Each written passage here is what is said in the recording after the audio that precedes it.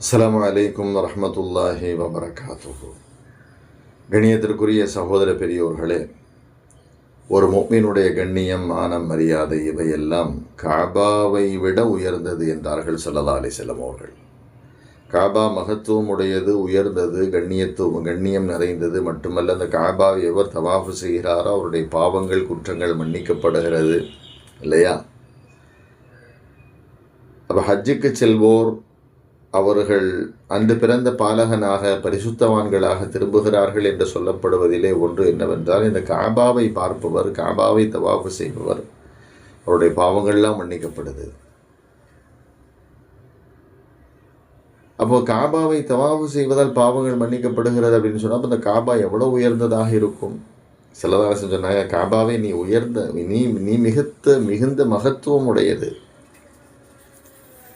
உனக்கு மகத்துவம் இருக்கிறது, கண்ணியம் இருக்கிறது, மரியாதை உண்டு. ஆனால் முஃமினுடைய கண்ணியம் உன்னை விட உயர்ந்தது என்றார்கள்.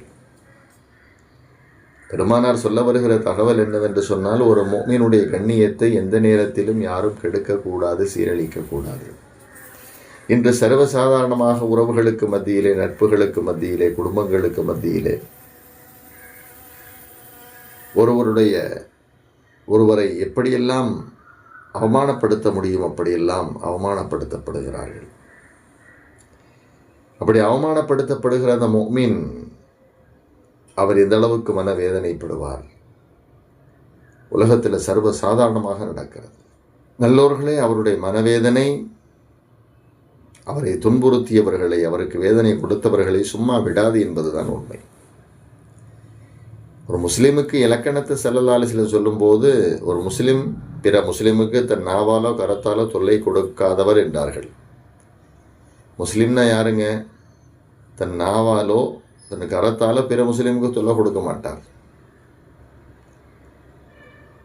நல்லோர்களே, உலகத்தில் வாழ்வது குறைவான காலம்.